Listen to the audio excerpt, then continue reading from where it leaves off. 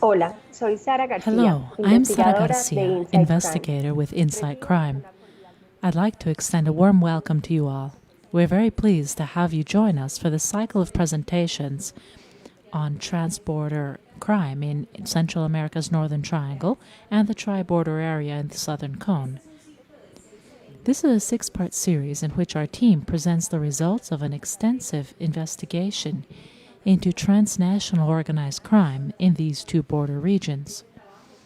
This work was funded by PMI Impact, a funding initiative by Philip Morris International. Today, we will do a deep dive into organized crime in Argentina and its borders. This event is supported by the Center for Studies on Transnational Organized Crime within the National University of La Plata. This event is being broadcast live on the Insight Crime Facebook page in English. We invite you to participate by sending your questions in the YouTube chat and through our social media networks on Twitter and Facebook. All those following the event can continue to participate by using the hashtag #BorderCrime. The event is divided into 3 parts. We will start with a presentation about the main transnational organized crime trends in Argentina and its borders. Later, we will review the provinces that are most affected by these dynamics through our interactive map. Finally, we will present an analysis of the relationship between cross-border crime and corruption. Joining us today are Insight Crime co-director Jeremy McDermott, along with Insight Crime investigator and project coordinator Ángela Olaya and investigator Alicia Flórez. The discussion will be moderated by Valeska Troncoso of the National University of La Plata Center for Studies on Transnational Organized Crime. I'll turn things over to Jeremy McDermott. Thank you, Sara. Hi, I'm Jeremy McDermott, and together with Stephen Dudley, I'm a founder and director of Insight Crime. Thank you for accompanying us today. I wanted to tell you a little about this project and the interactive map that accompanies it. The idea behind this effort was to take a look at 2 tri-border regions, the Northern Triangle, made up of Guatemala, Honduras, and El Salvador, and the tri-border region of Brazil, Paraguay, and Argentina. For this project, we outlined all the border states, 39 in total, of these 2 regions. We analyzed the criminal economies that are present and the criminal actors who manage them. The research included extensive field research, which was unfortunately interrupted by the COVID pandemic.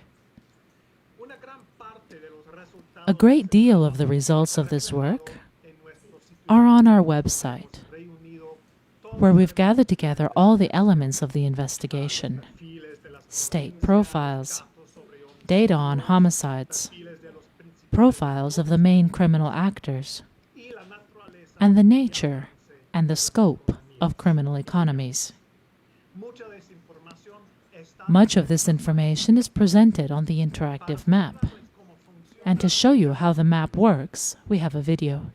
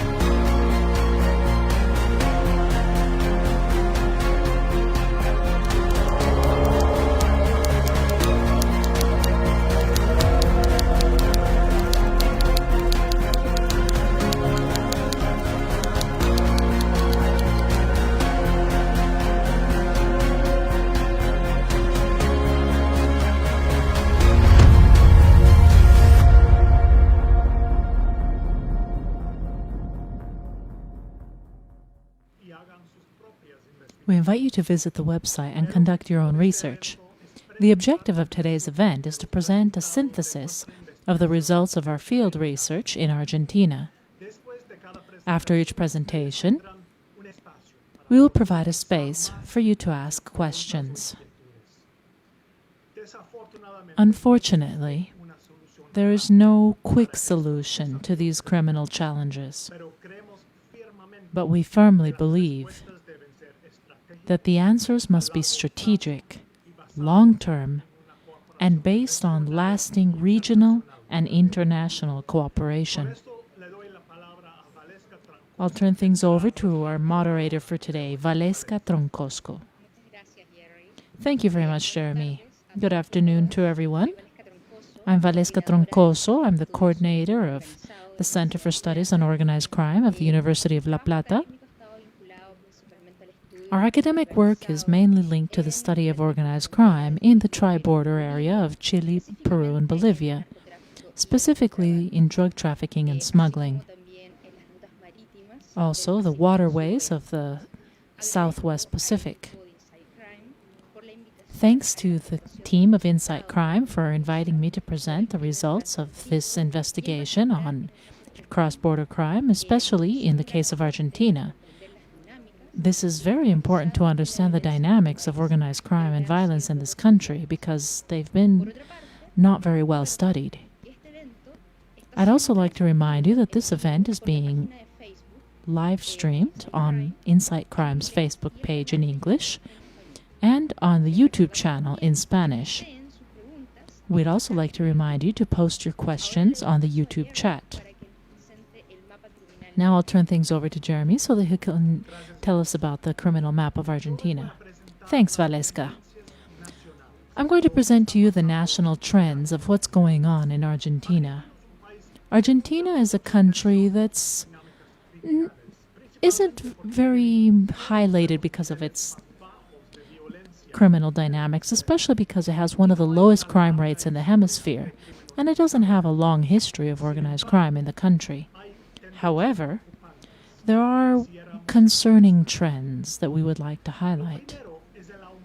The first thing is the rise in the drug use in the country, which has become the #1 motor, the driving force of other criminal activities. Today, Argentina has the second highest cocaine use rate in the hemisphere, second only after the United States. According to the 2019 survey, the prevalence of cocaine in Argentina for 2017 was 1.5%, twice as much as the cocaine use that was registered 15 years ago. This is also almost the double of the use of places like Brazil, where often drug use is cited as a large problem.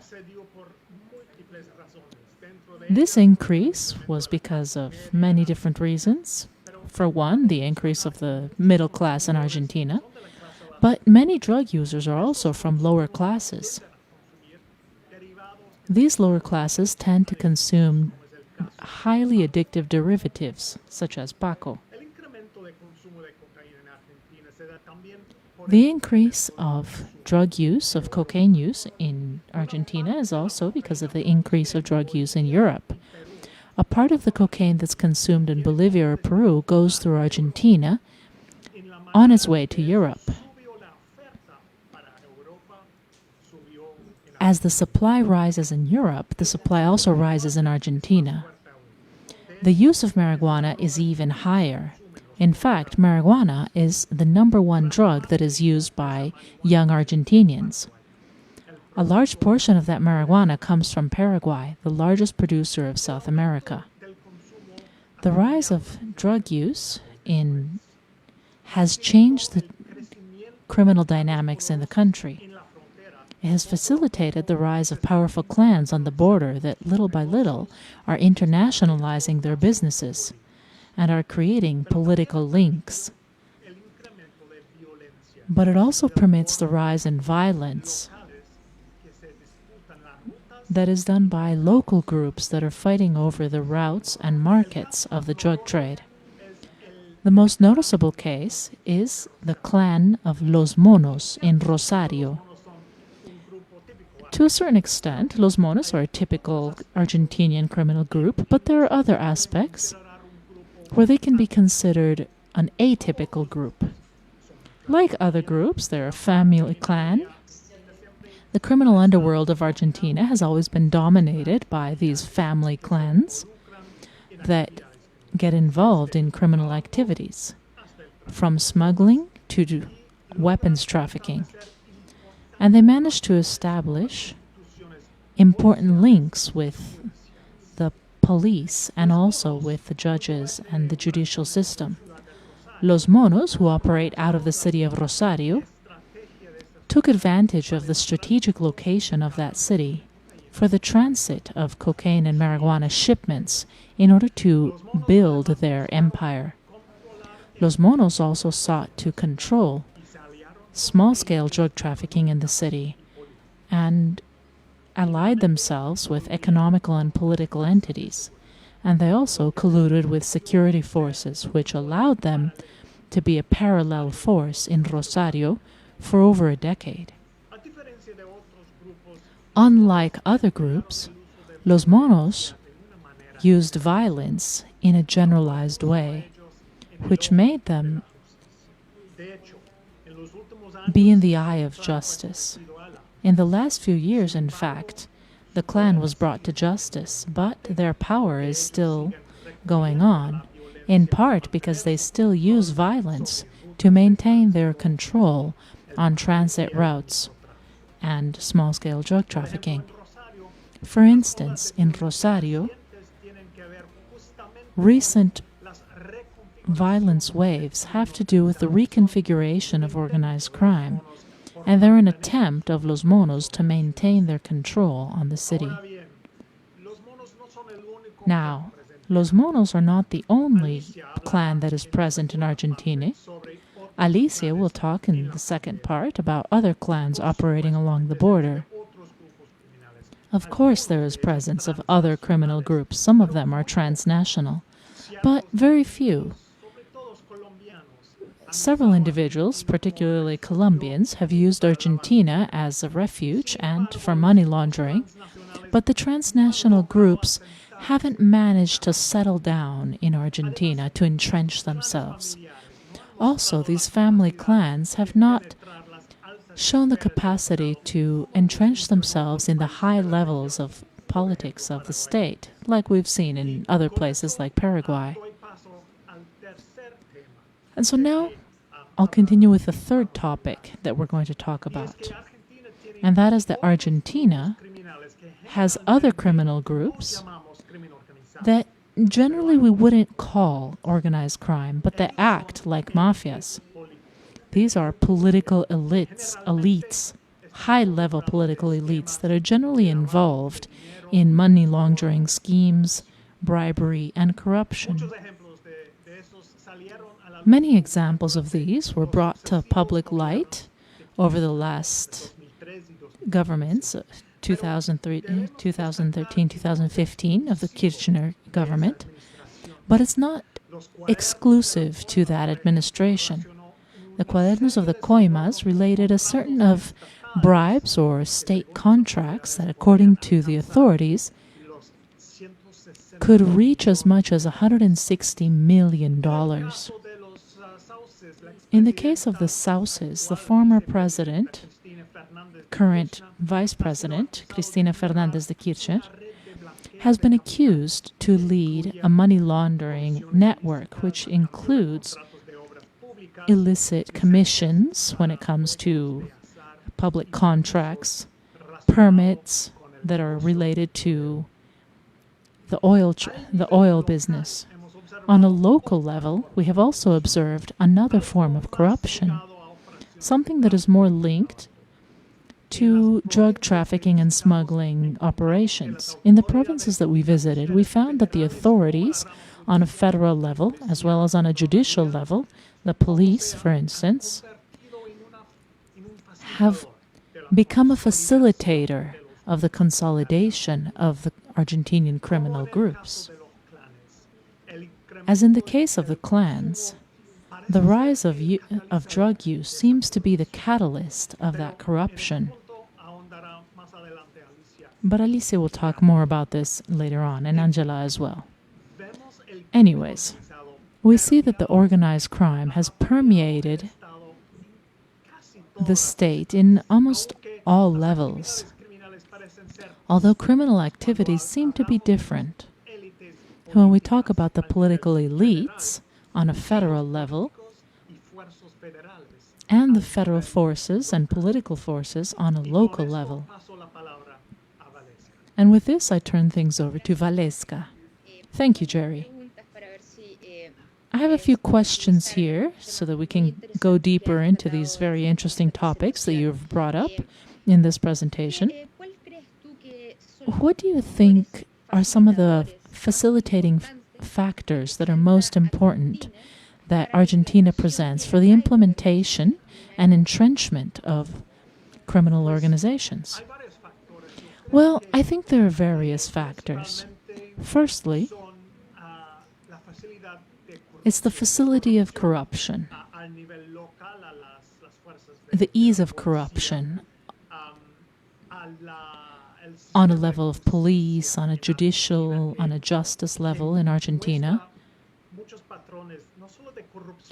This shows several corruption patterns, not just of corruption, but that are also very political. And something else is that for transnational organized crime, Argentina doesn't have the same experience that Brazil or Colombia have, for example, so there's less resistance. And obviously this is very relevant when we talk about cocaine trade. Jerry, could you go a little bit deeper, expand a bit on the relationship between the criminal clans in Argentina and the political elites of the country? Well, once again, let's look at the example of Los Monos. On a level of the city of Rosario, over time, there's been Los Monos have gained knowledge in the criminal underworld. They increase their participation, not just in managing the transit of cocaine through the city, but also on the small-scale drug trafficking within the city. And when the profits started going up, then they started bribing and corrupting first the police, secondly, parts of the judicial system, and lastly, they went to the bosses of these two, which are the political elites, the local political elites, which for almost a decade managed to protect many of the operations of Los Monos. And this is not a unique phenomenon exclusive to Argentina. It's the same pattern that we've seen all over Latin America and the Caribbean, where over time, when a group or a criminal clan has a well-defined territory, they start to penetrate the state within this territory in order to facilitate protecting and promoting their criminal activities.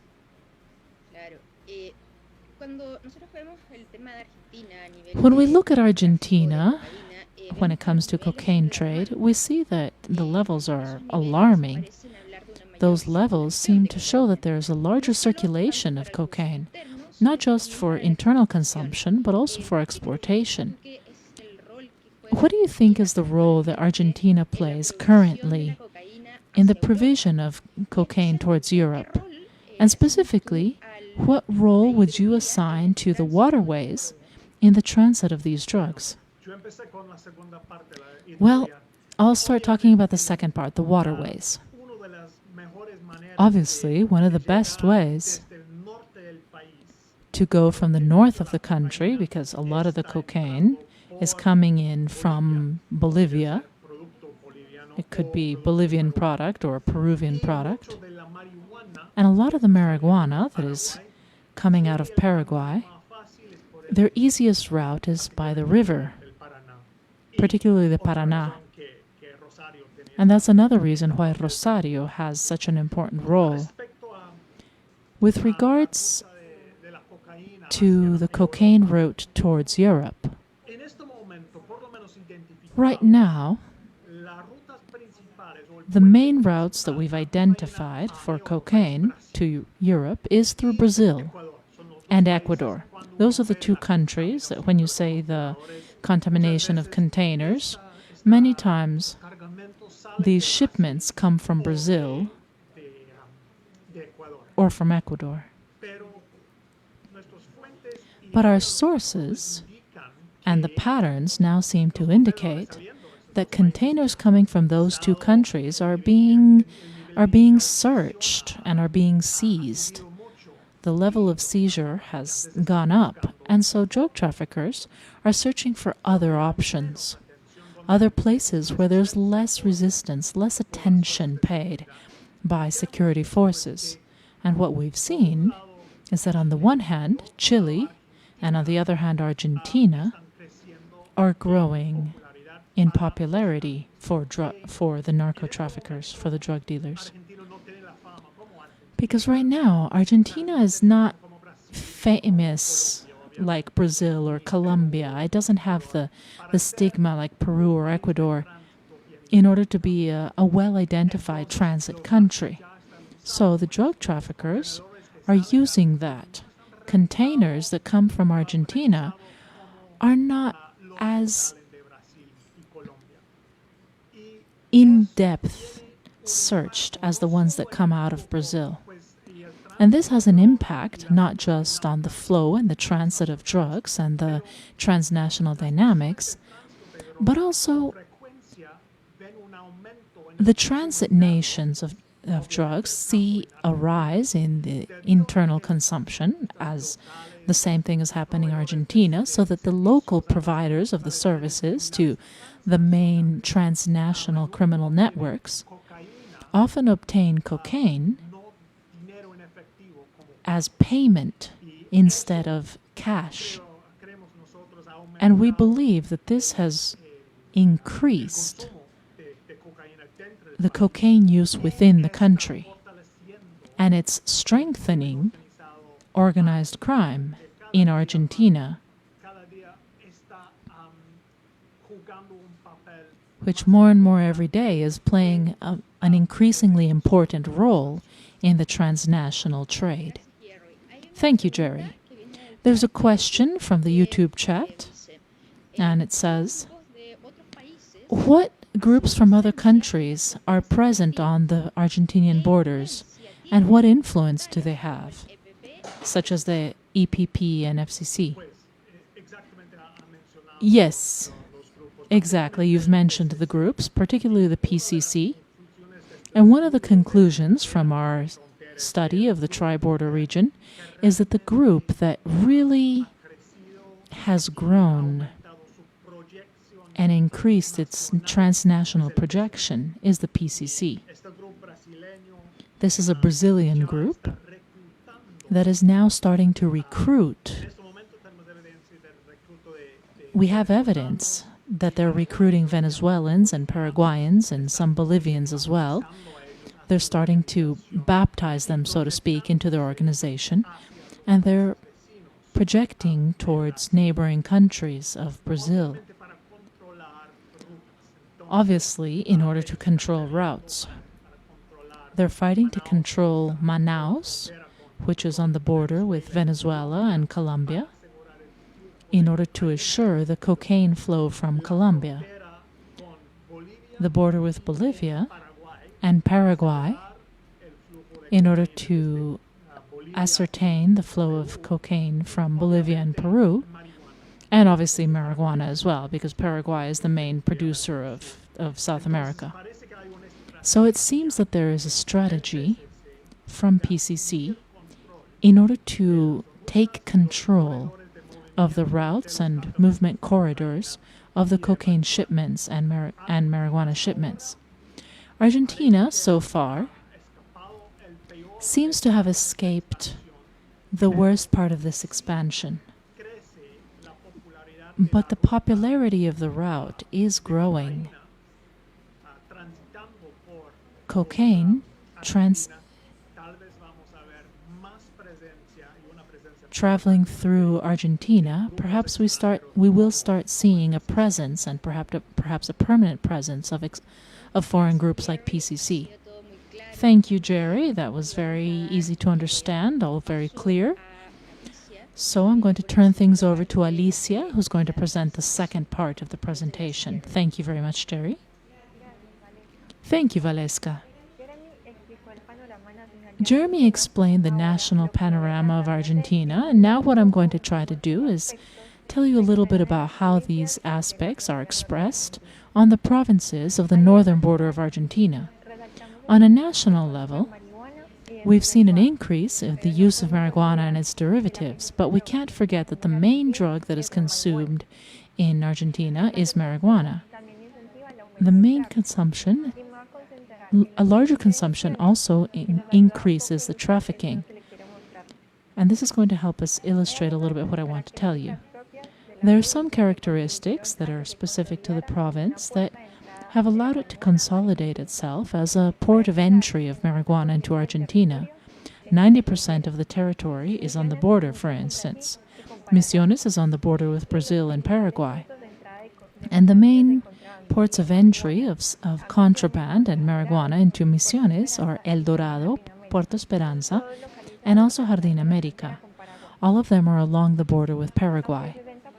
Although 60% of the seizures of marijuana in Argentina happen in Misiones, the drug traffickers have been creative and have been innovative in the routes that they use to connect Misiones to the provinces of the interior. The waterways have become the safest route to transport marijuana. The lack of control or authorization to search the shipments that transit on the Paraná River benefit the traffickers. Paraguayan producers hire Argentinians to transport the drug along the river to the points that are all along the islands on the river. Misiones right now is competing with Corrientes to be the #1 entry point of marijuana to Argentina. However, it's important to clarify that most of the drugs that enter through Misiones passes through Corrientes to the main cities of Argentina, which are the main consumption points. And this, of course, has its own history. The smugglers have always used the same routes, particularly to smuggle cigarettes that are produced in Paraguay, and also clothing, shoes, and even articles such as deodorant. That background allows the possibility of them installing themselves in other markets. We noticed, for instance, that the pressure of authorities in Salta against cocaine trafficking can create a kind of balloon effect that in the northeast of Argentina opens ways for cocaine to go through Misiones. But this has not happened yet, however. And with this, I'm going to lead into the second thing that I want to tell you about. Salta is still the main entry point of cocaine to Argentina, and just like with Rosario, like Jeremy was explaining, this has allowed powerful criminal groups to establish themselves, such as the Clan Castedo. This is something that is very noticeable. During our field research, everyone was talking about Clan Castedo in Salta. It's very clear that despite the capture of some of their main leaders, they still have the capacity of controlling the province. When we talk about drug trafficking, everybody thinks about Clan Castedo, and even though their leaders are in jail, Delfín Castedo was captured in 2016 along with his brothers, in Salta everyone knows that the clan has continued operating from jail. Clan Castedo has almost 2 decades of experience. They started as smugglers on the border, and they evolved into the more lucrative business, which is the cocaine trade. The Castedo managed to control the main border territories between Bolivia and Argentina, which allowed them to store the cocaine and then transport it to other provinces without much trouble. And that's the Clan Castedo's biggest achievement. They've been able to have connections on both sides of the border. And besides, they're one of the few Argentinian groups that have gone from being facilitators to participators in the transportation of drugs to Europe. They still have the capacity to control the territory, and they have such an efficient network of logistics that it can operate through third parties. Unlike Los Monos, Clan Castedo hardly ever uses violence, although there are some very particular cases where they have seen the necessity of acting violently, like when they assassinated Liliana Ledesma, in which Raúl Castedo from the Castedo clan is accused.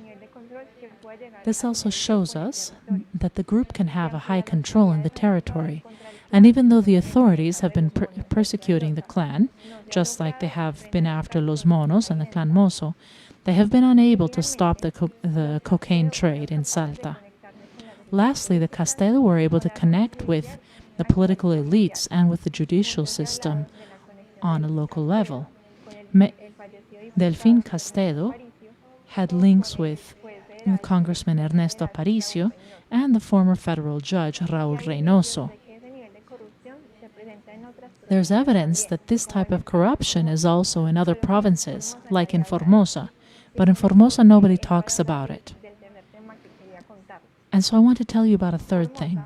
Formosa, like our sources on site were telling us, has a very interesting characteristic, and that is that it shares a border with Asunción, the capital of Paraguay. However, Formosa does not have the dynamism that you would see in the social and commercial aspect. And that's because for the last 25 years, the same government has been in power. And this opens the possibility for the dynamics to happen in the territory, not be scrutinized or denounced to authorities. The provincial authorities, when they spoke with us, didn't identify any problem beyond alcoholism. They didn't talk at all about drug use. But our reports show that there is a high risk of cocaine and marijuana trafficking and also other contraband going through Formosa because of its proximity to Asunción. Lorinda, which is the capital and the most important city in Formosa, is recognized as an entry point for licit and illicit goods. And the proximity of Clorinda to the waterways also presents a challenge to authorities because of the difficulties of controlling these. Even though the capital Formosa, everything seems tranquil, if we look at the statistics, there is a high homicide rate. There were 6.8 homicides for every 100,000 inhabitants in 2019 for a province of 600,000 inhabitants. Within Argentina, this is one of the highest homicide rates. Although we can't link all the homicides to transnational organized crime, it's clear that this territory is increasingly an entry point for transnational economies, and we can't forget that drug flow through the border provinces is feeding the consumption in the interior cities of Argentina and fortifying these increasingly sophisticated criminal networks. And so now, Valeska, it's time for questions. Thank you, Alicia. We're going to take a look at some questions. There are several questions that have come in about your presentation. And let's start with the first one.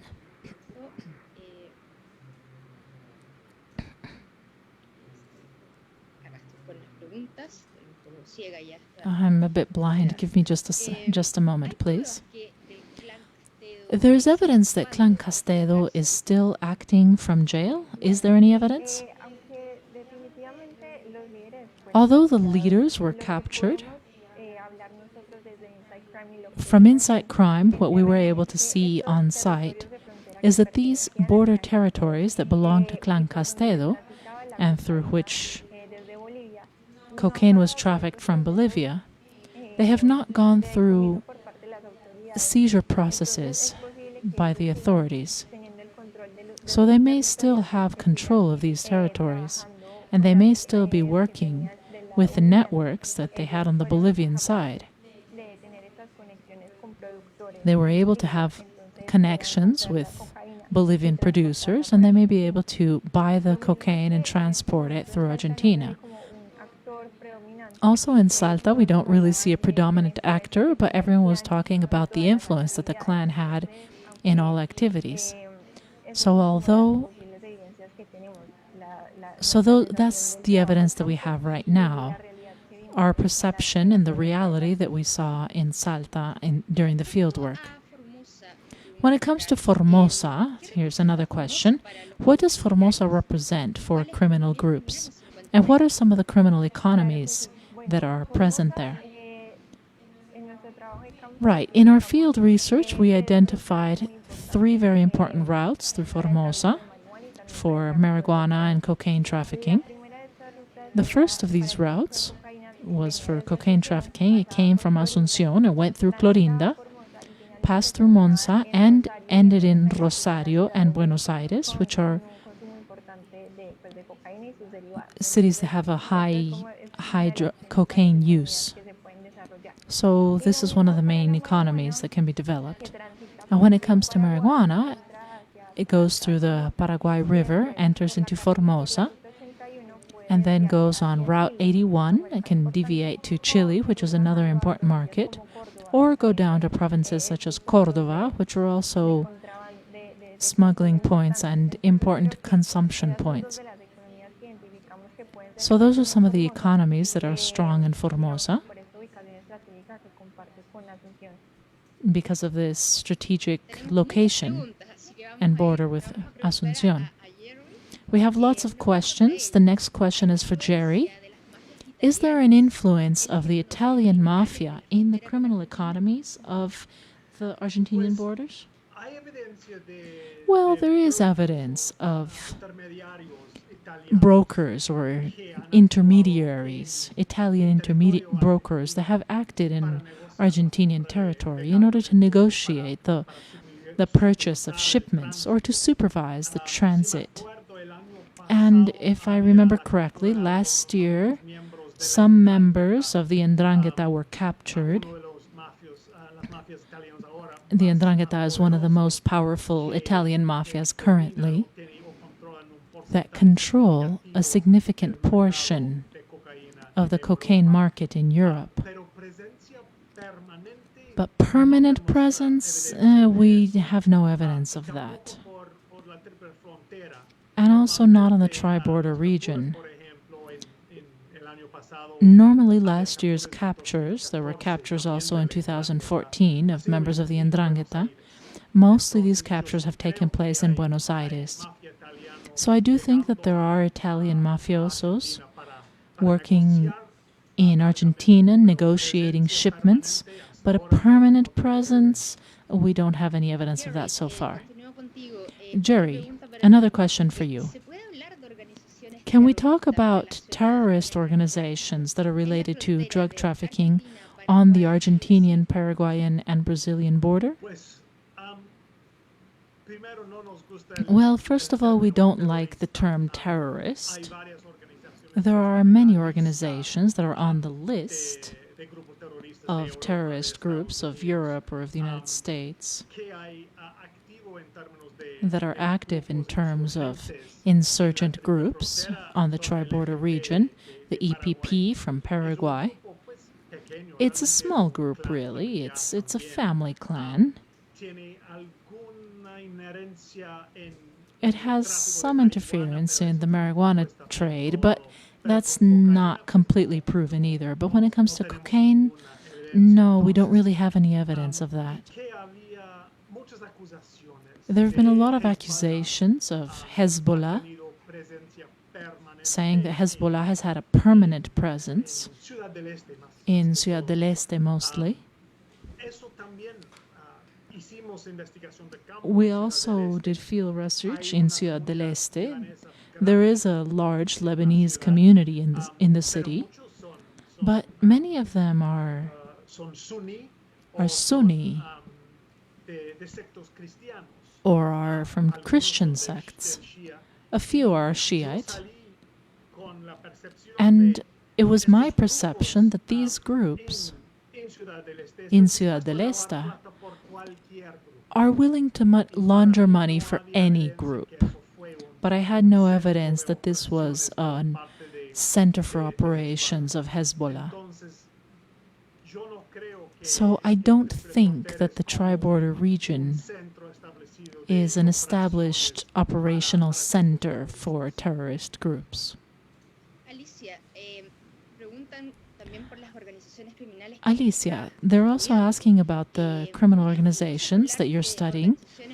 Can we talk about transnational Colombian or Mexican groups that are working directly in the country? What did your investigation yield? Well, when it comes to that question, I think Jeremy can also help me answer that. But I think that the border regions that we visited, we didn't really see a strong presence of these groups. In the past, and I think Jeremy can explain this better than I can, but Argentina was a refuge for some Colombian mafiosos who were drug traffickers, but I think the situation has changed. I'm going to add something on that note.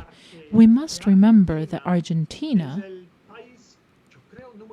is, I think it's the third country in terms of the size of the economy after Brazil and Mexico. And that attracts drug traffickers and organized transnational crime for money laundering purposes. Alicia was mentioning that mostly Colombian drug traffickers who were being persecuted in Colombia, who were being sought after in Colombia, have arrived in Argentina because of the quality of life, the ease of investment, and to launder money, of course. There are many questions, and they told us that we have enough time.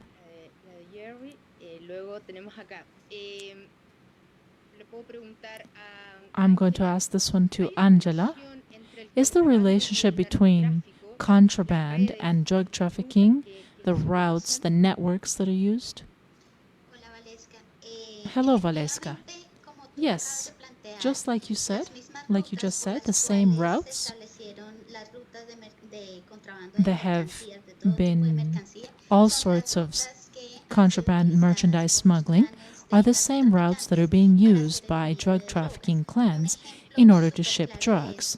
An excellent example of this are Salta and Formosa, which are two places where the strategic places where the merchandise goes through, in the case of Salta, where all merchandise goes through to end up in the market of Saladito. It's the same route and pretty much the same transporters that take this merchandise, take everything else. Now, this doesn't necessarily mean that they're related to the drug trafficking, but what it does mean is that in these places, you pay to pass your merchandise through, and they don't ask you what kind of merchandise you're bringing. And that's an advantage for all drug traffickers, because this helps them to move around in this gray area in which we find very specific dynamics of the region. In the case of Formosa, like Alicia was saying, Clorinda is the transit area for contraband merchandise, and that's also where we started identifying cocaine and marijuana trafficking routes. Thank you, Ángela. And a last question for Jerry. How do you compare the answers of criminal groups, criminal organizations, or Argentinian criminal organizations in comparison with other Latin American groups? Due to the nature of Argentinian organized crime, we haven't seen the same response as we have seen, for instance, in Colombia or Mexico, where parts of these countries I'm thinking of the Jalisco or Sinaloa cartel in the Mexican case, or in Colombia, the ELN guerrillas, or the former FARC mafias. Those are groups that are parallel authorities. They administrate justice and security in the areas they control. And they have used the pandemic to increase their authority in many of the areas they control, where the government really hasn't been able to do hardly anything. But there's not the same criminal enclaves in Argentina, where there are groups that are the authority in these places. No. Now, of course, there are some examples of rip-offs from criminal organizations in Argentina, but I don't have concrete cases right now. The last question is for Alicia, and it has to do with what proof links the provincial governments with the criminal organizations in Formosa? Well, we have to be very careful with that question.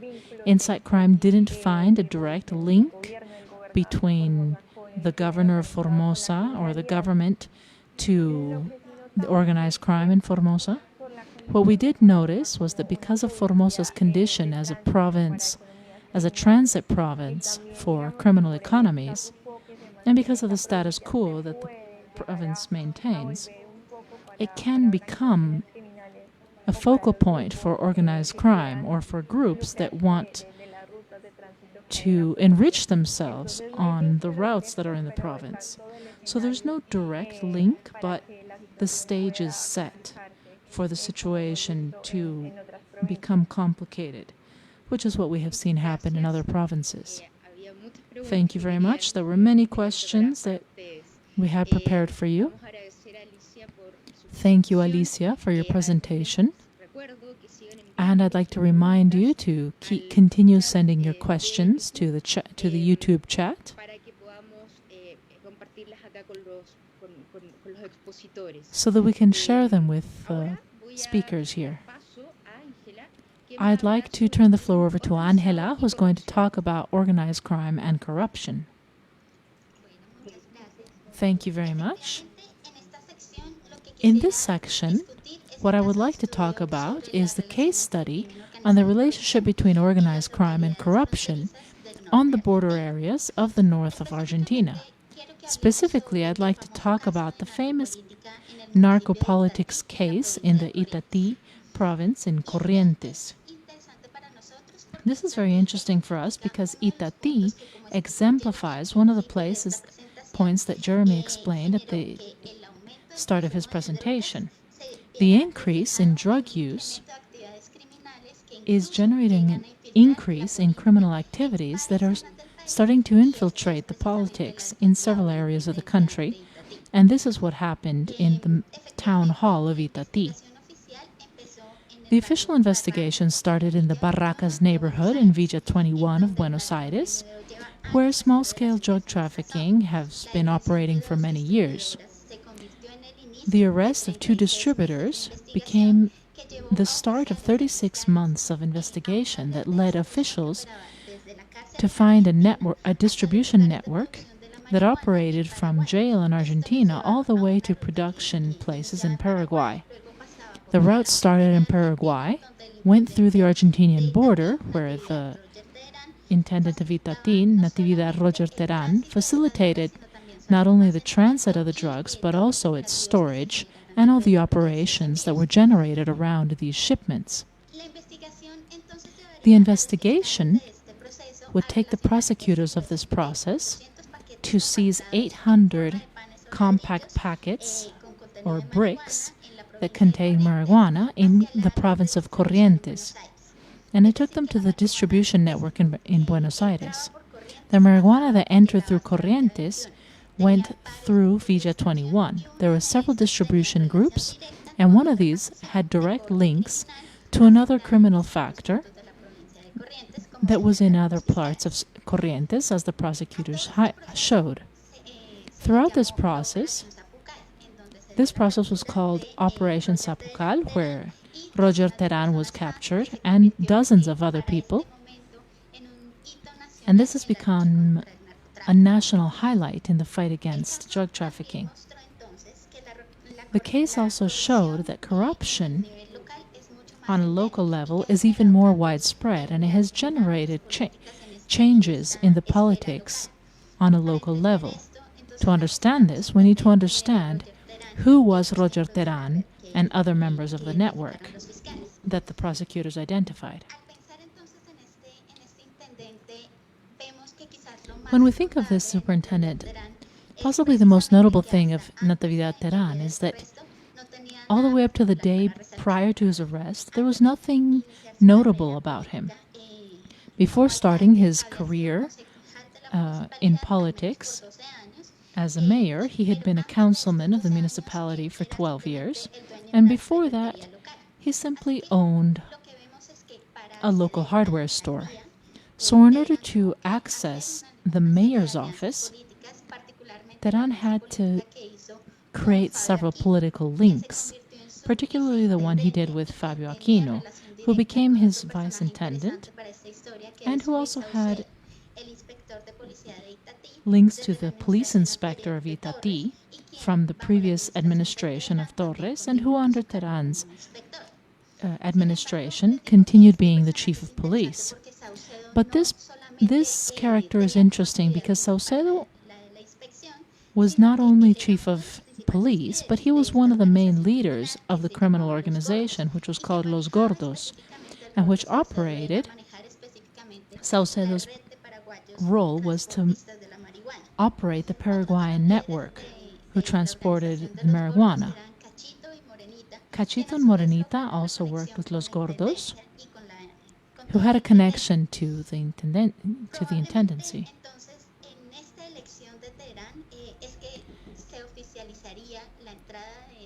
After the election of Terán, that was when Los Gordos entered officially into the network of Itatí.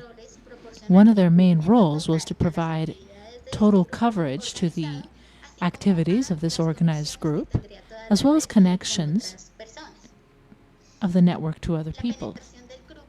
The penetration of the group in the Itatí institutions, even in the province of Corrientes, was able to infiltrate the naval prefecture, national level, federal police, federal justice, and that's what's most interesting to us. Specifically, the former federal judge Carlos Soto Dávila,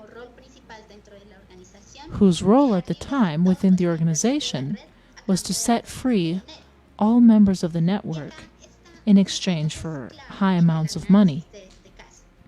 And something that's key in the analysis of this case, Terán didn't reach the mayor's office for free.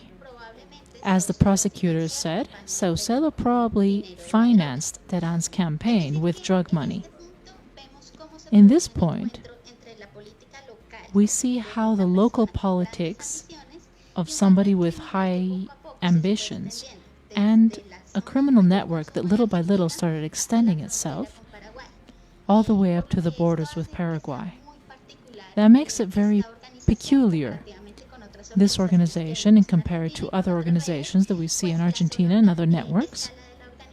The scale of the organization of Itatí was unusual. We're talking about the consolidation of family links, political and friendship relationships that assured loyalty and efficient communications for the success of the operations of the organization.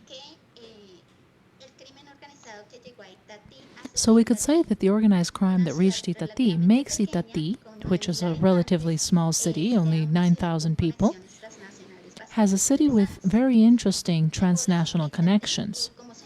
Itatí inhabitants, as all news reports showed when the scandal broke of this mayor, is a town where everything is based on marijuana trade. It's a very active economy for this small city and has very important implications for its inhabitants. I'd like to leave the analysis here and close with an important idea on the case. That is, even though the case has not finished yet, we do have some results. We seem to have a connection problem.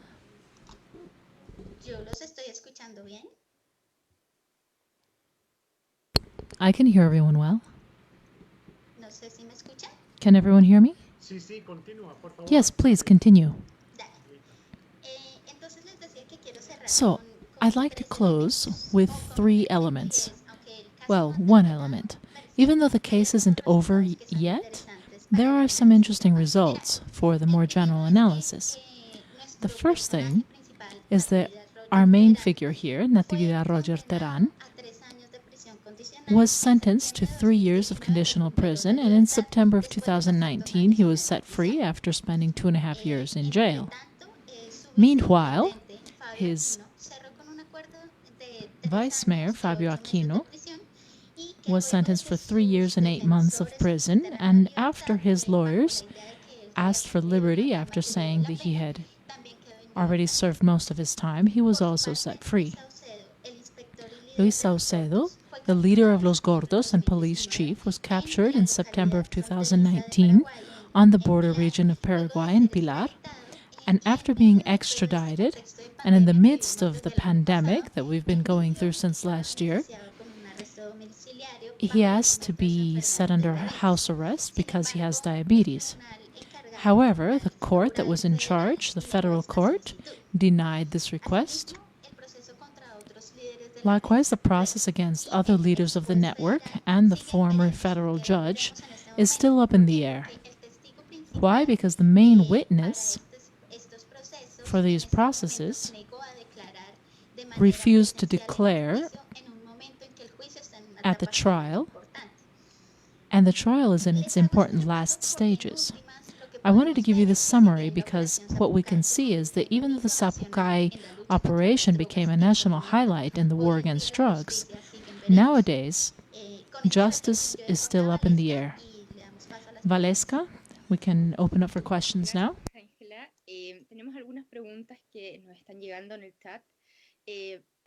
Thank you, Ángela. We have some questions coming in now. The first one is, what was the role of the judge in the Itatí network? And do you believe that the corruption that we saw in this case, can it be reproducing itself in other territories and other spaces? Yes.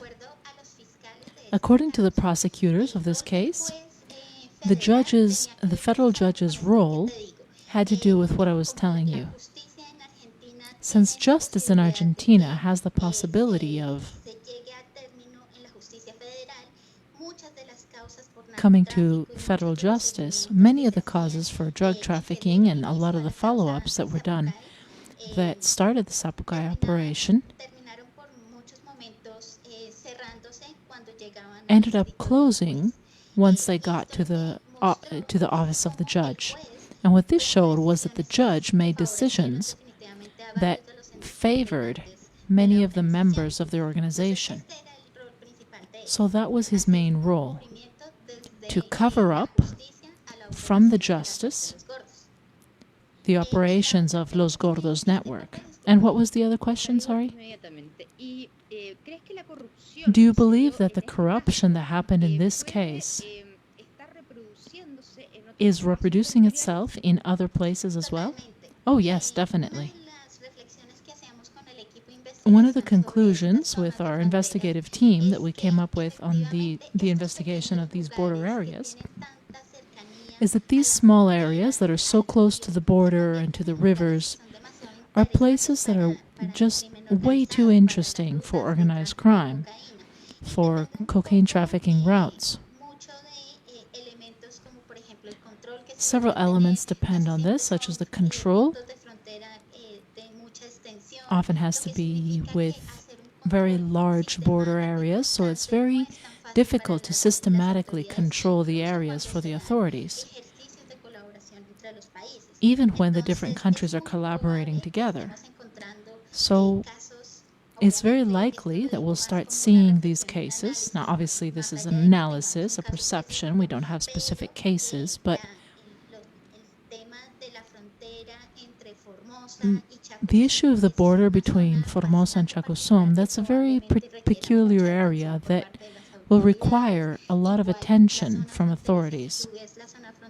If you take a look at the border area of Misiones, it's a place where nowadays the authorities are seizing increasingly larger shipments of marijuana, and this tells us that probably territorial and local administrations will need to make bigger efforts in order to face organized crime. Of course, Ángela, there's a question here that has to do with the methods that you have used. You do an extensive field research, and that's very admirable. What other methods did you use to validate the results of your investigation?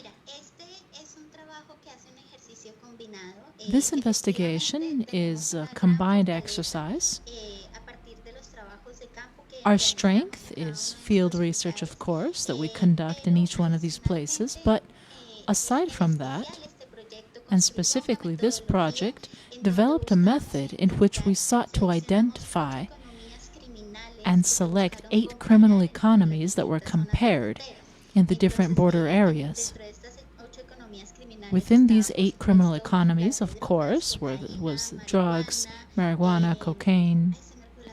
What was the third one? I forgot right now. I'm sorry. We also compared human trafficking, weapons trafficking, environmental crimes. Alice, can you help me? I'm forgetting some of them. Yes, we also have opiate trafficking within the drugs, also illegal mining, and wood trafficking, which we put under the umbrella of environmental crimes. Yes, thank you, Ali. So what we did was select these 8 criminal economies, and based on a method that sought to base itself on finding out what was the level of penetration of these economies and how strong were they in these areas, whether because of their profits or the basis where they were developed and operating from, we compared them. So we selected all the border provinces in the southern cone. So, for instance, we selected 5 border areas of Argentina versus 11 border states of Paraguay and 4 from Brazil, in which we applied the same methods to these territories. In order to put in context the presence of these economies in the region, we also developed a method on criminal actors, where we evaluate their strength, their capacity to exert violence, their capacity to infiltrate the government, several variables,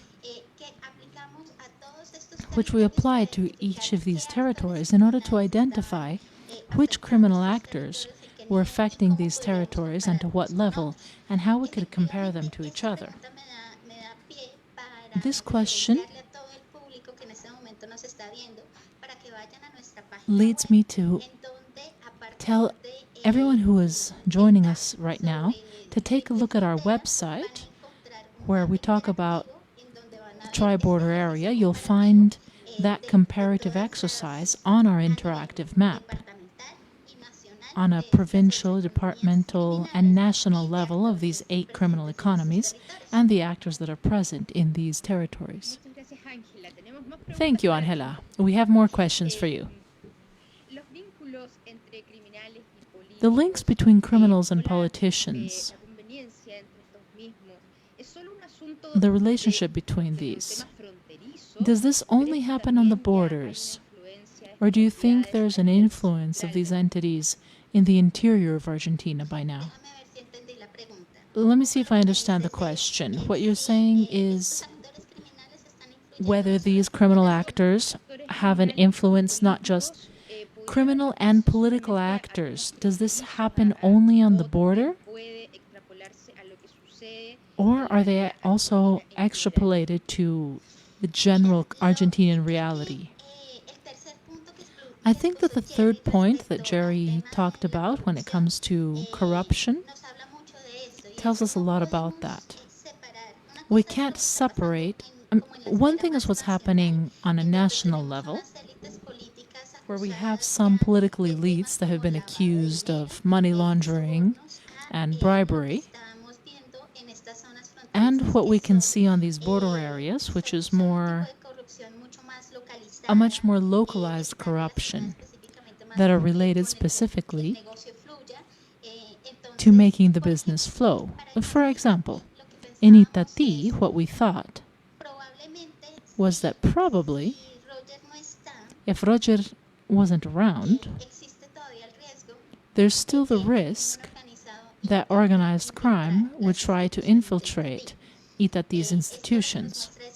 What this shows us is that we're talking about corruption in different spheres, but they don't assimilate in the same way on a local border region as they do on a national level. I'd like to say something, please.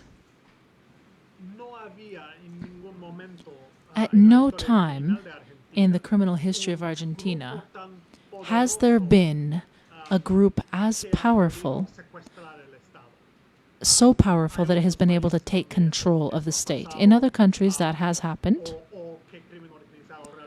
where organized crime has penetrated the highest levels of the state. I'm thinking about Venezuela, for instance. You could argue that Honduras is also in this position, but Argentina, there's never been a group that has managed to influence or manipulate the national government. However, there were political elites that have stolen public funds or manipulated high contracts. It's more this level of criminal activity. Valeska. Sorry, I thought I'd lost internet connection. Jerry, there's a question for you. What role do you think the culture of illegality in the tolerance of corruption in Argentina? Is there a certain type of corruption that is more tolerated than others? That's a question of perception, and it's very hard to quantify. But undoubtedly, there is a culture of tolerance that feeds the possibilities for corruption of state officials on all levels of the government. But once again, if I could, I'd like to make a comparison. If you were to compare Venezuela, where there's corruption that comes from the state, the economic collapse of Venezuela is in part thanks to this corruption and the systematic thievery of public funds. The cases in Argentina aren't even close to this level. But on a lower level, for instance, bribing a traffic police, there is a certain tolerance. But when you see the scandals of the current vice president, the scandal is more related to politics. There wasn't a generalized rejection of those accusations. On the contrary, a certain percentage of Argentinians think that it's a political smear campaign, a persecution, and others think that it was proof of corruption within within her administration. There is relationship, but for us, it's nothing compared to other countries. And the corruption that there is not an indicator of an attitude that facilitates organized crime. Thank you, Jerry. A question for Alicia and also for Ángela. What indicators do you use to determine the penetration within the state? Well, Valeska, or Ángela, would you like to speak first? No, go ahead. Go ahead and I'll compliment whatever you say. Basically, when we talk about penetrating the state, what we want to know is how deep within the legislative or the judicial or executive system or even the security forces, how deeply entrenched has a criminal organization been able to enter? What we see is whether the corruption has been on a local level, a provincial level, or a national level, in order to evaluate the capacity for penetration and influence that each of these actors have. That's basically what we try to take a look at.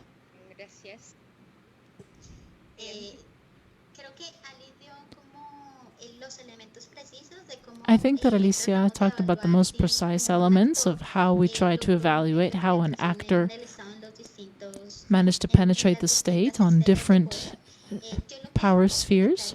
What I would like to add is that this method had quantitative and qualitative elements.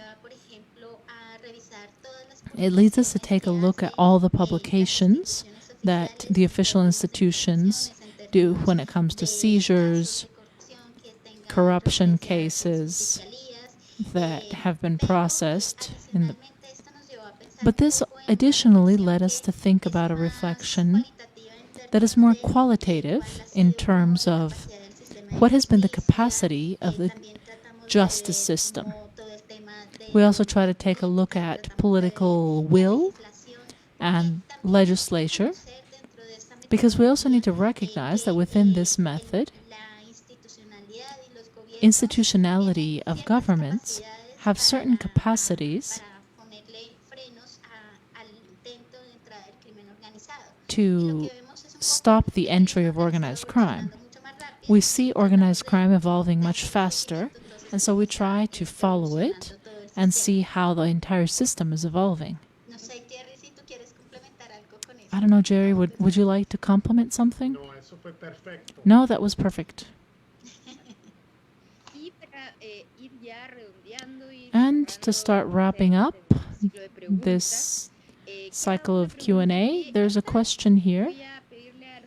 I'm going to ask all three of you if you could give your opinion.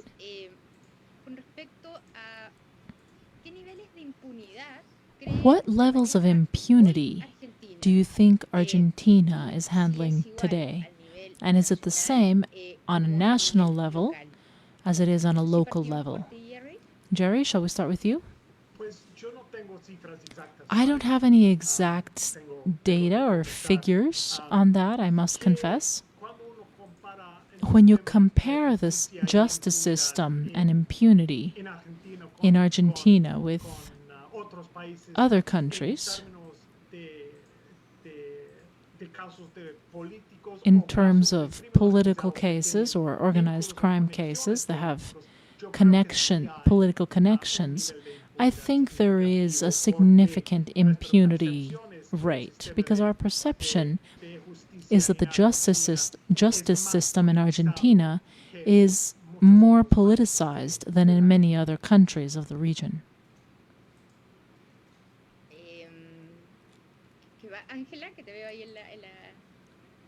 Ángela, shall we continue with you? I was thinking along the same lines as Jerry. Right now, we don't have any official data. More than responding directly, what I would say is that Argentinian institutions, placing Argentina in this more regional context, which is what we try to do with this project, it's different from what's happening in Paraguay and its strategies of war against organized crime. It's also different from what's going on in Brazil on these border regions, from what's going on in Argentina. On a national level, the dynamics or the corruption elements that we find are different on a local level and on a border level. And that's different from what we see in Paraguay. Paraguay is a place where we see a completely topsy-turvy institutionality in what happens in Ciudad del Este or Asunción. We don't see that in Argentina. When we're going to talk about impunity, I think we have to place it within that context. If we want to place it on a scale like the question was asking.